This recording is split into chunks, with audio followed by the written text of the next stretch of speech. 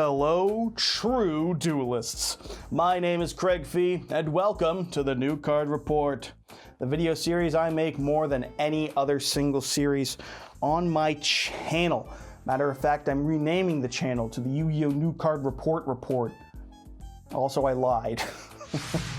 Oh boy, let me tell you, it is refreshing to be able to talk about a set that is not Duelist to Nexus specifically. I think I've made like 10 new card reports on that set alone this month.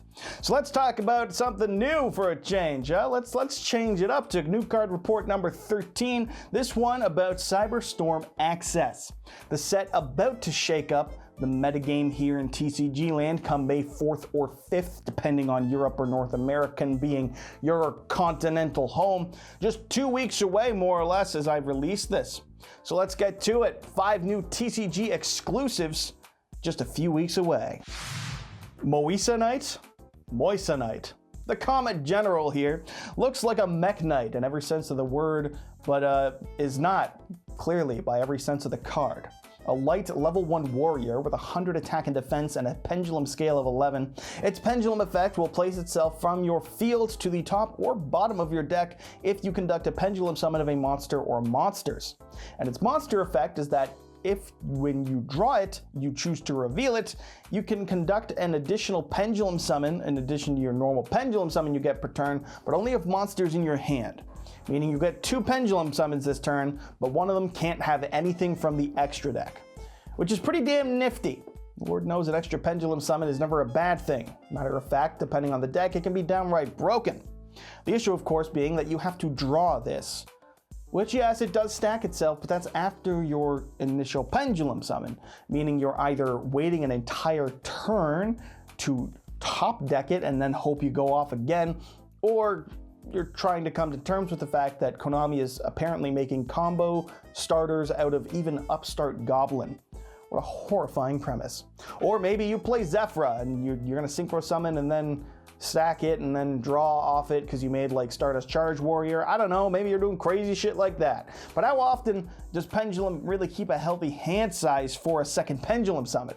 Because that's what's really needed for this to be useful. And beyond Zephyra specifically stacking this if they choose to, you're gonna have to just skill top deck it in most decks, which you could, but is it really useful? I don't know, you tell me. I don't play Pendulum. I looked at Draco Slayers, I have a few of them, maybe I'll play them, but I haven't yet.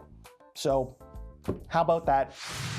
Up next is, of course, a penis joke, standard for my channel, or a channel, I don't know, you tell me which ones. Golden Cloud Beast's Malong Dick does not include the word dick in its name, but damn if it's not going to be hard to say it each and every time.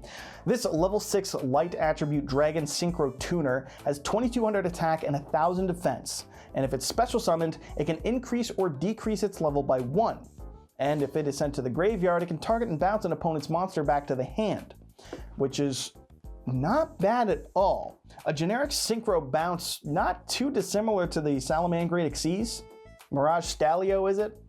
Either way, this seems like a very, very solid toolbox card for a generic extra deck synchro climbing. A level 5 or 7 tuner is maybe a bit strange, but Barone makes level 10 plays viable forever real now, and this can help make any of that possible in a deck depending on, you know, what you got. You got level 5s, you can make it level 5. You got level 7s, you can make this level 6 and then sync 13 and just hard cheat. Or I think you get what I'm saying here. There's level play, and that's okay. In fact, it's more than just okay. It might even be good. It's almost as generically abusable as the dick joke you'll be hearing each and every time that someone summons this. Is it the best card, or is it the best joke that you've seen or heard? No, but it's pretty damn useful and good when it needs to be. And I can certainly see this seeing play in something as soon as it drops. As if we even get a remotely decent synchro spammy sort of deck that can make 6s, it won't be long for people to be playing Malong Dick. Imperial Princess Quinquiri is a new Dark Cybers rank 5 Xyz monster with 1200 attack and 2800 defense, needing any 2 level 5 monsters as material to summon it. And it's a good old-fashioned kind of Xyz, one that actually detaches a material to activate its effect. not that spell counter one that's cosplaying an Xyz. I don't actually give a shit about whether or not an Xyz monster detaches a material to activate its effect, but I know some people do, and if you're watching and you're one of those people, you probably love that bit. So that one's for you, friendos. As to what this is, what its effect is, I should say, well, if you detach a material, you can choose to target a level 5 in either player's graveyard and summon it to either player's field. That's not shabby. Also, if a level 5 monster you control is destroyed by battle or leaves the field by an opponent's card effect, you can add to hand or summon from your deck a level 5 monster. Now, when I first saw this, I was like, I wonder how Cyber Dragon could make use of this card.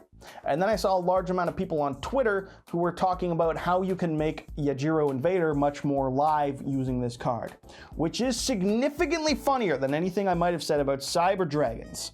So, to whoever thought of that, kudos. And if you're one of those weird fucks that thought of like UA, Ultra Athletes, the fuck are you on? Yeah, they got some level 5s. Yeah, maybe you're going to get the perfect ace, or maybe you're going to get the baseball slug hitter or whatever its name is. You could, but you could also...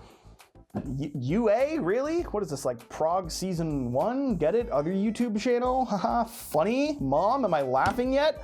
I don't think I am. But in all honesty, more than anything, regardless of whether you see this as UA, Cyber Dragon, or Yajiro, or whatever support, I just love that the TCG does this type of shit from time to time. Just an insanely hyper-specific niche piece of support for like 3 decks, and most of us don't care about it, but the few decks that are playing it, it just kills in that role. It's just so beautiful.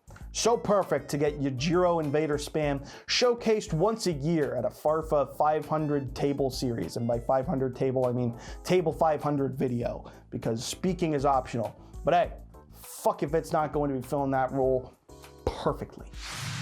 Pendulum Pendant is a new normal generic Pendulum spell card, or Pendulum support, and the form of a spell card, thrown into the set that has Firewall Dragon's upgrade on the cover. Explain that.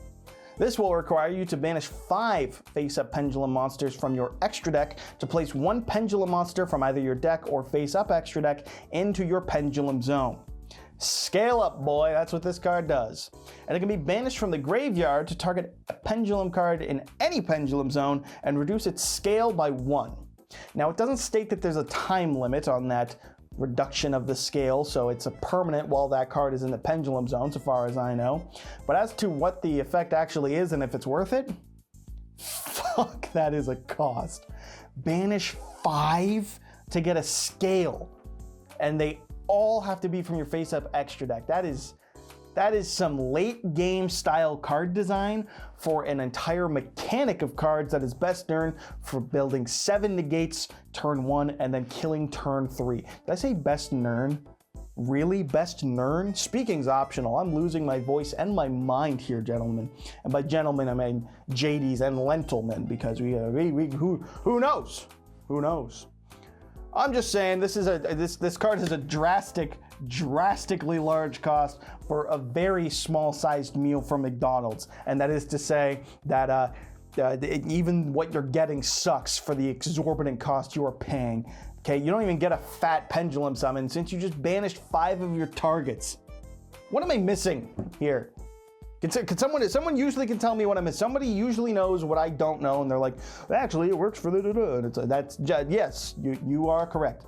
And I appreciate that. That's not a mocking voice to describe these people. I'm just saying, what fucking 2017-ass Pendulum deck that everyone's forgotten about except for 6 people wants to use this? Because I don't know what it is. And until I am informed of what it is, I'm pretty sure this card just sucks. It's bad. It's a bad card. And they couldn't even give it a funny name. Unlike How Did I Get Here?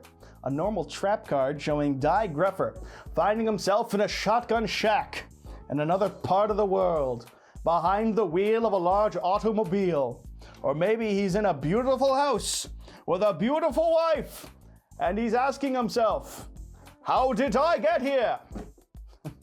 by letting the days go by, Mr. Greffer, just in case that fucking reference wasn't beating you over the head clearly enough. This card can be activated when a monster you control is destroyed by an opponent's attack or card effect, and will place itself into the graveyard. Can you imagine? No, it will place a field spell from your deck into your field spell zone, and then allow you to reveal 5 differently named monsters that can all be special summoned to let your opponent randomly pick one and summon it, with the rest of them being shuffled back into the deck. The catch is you can't place a field spell that shares a name with one that's already on the field, but that's a +1. Plain and simple. Now, granted, not really. It's equal advantage because you lose your monster and then this card and then get 2 cards. So it's a +0. It's a +0, but it feels like a +1. As to whether or not it's good, well, depends very much on the deck. There are a number of decks that, while they play a large monster count, don't play a diversely named monster count, or at least a diversely named that's worth summoning. Don't get me wrong, Kashtira's got a lot of cards in it. You know, Sprite's got a lot of names in it. Yeah, but like there are decks out here that are playing things like very few monsters and then hand traps. And let's not pretend Ash Blossom's what you want to be summoning off of this. It's not the ideal one, if you know what I'm saying. As always, it's hindered by needing the opponent's input to be used. And man, am I glad that Mystic Mine is banned. But it's got some potential. Lord knows there are plenty of decks that won't mind a body and their field spell. Can you imagine ABC? You probably can. It's been a deck for like 7 years now. Good God, time is the enemy. Broadly, it's one of the more useful ones from this video in particular, I would think, and it has the best name. So for that alone, it's worth getting, and I don't have much else to say. It's a trap that needs the opponent, but the effect is cool, and the name's fucking great. And that wraps it up for today's new card report. Cyberstorm Access will be released on May 5th in North America and on the 4th in Europe because fuck you North America, I guess, I don't know. And with that said, I'll take the time to thank today's sponsor, the LIFD Magnetic Display. The best way to support the channel currently, and a great and safe way to display your favorite card or cards. All at an even more affordable price by using my promo code to get 15% off. Either typing in Yugioh Strats 15 at checkout or by clicking the link in the description. Thanks to LIFD for the sponsor as always, and thanks to you for watching. So that wraps it up for this new card report. Just covering the new cards in this one, the regular update will be out on Friday as usual. And until then, I've been your host, Craig Fee. Make sure you subscribe to Yugioh Strats for this week's update to impress your smoking Italian wife, and so you too can be a true duelist.